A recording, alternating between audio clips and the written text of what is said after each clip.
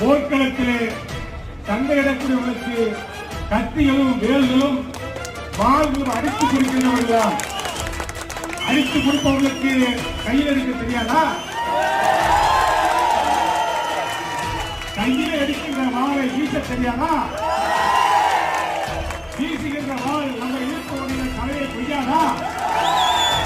நம்ம இருப்பவர்கள் யாராக இருந்தாலும் எவராக இருந்தாலும் இருக்க விடாமலாக்கும்.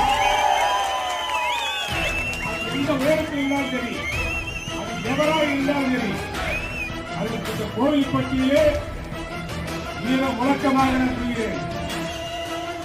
நம்மை நம்புகிறவருக்கு நாம் உயிர் கொடுப்போம்.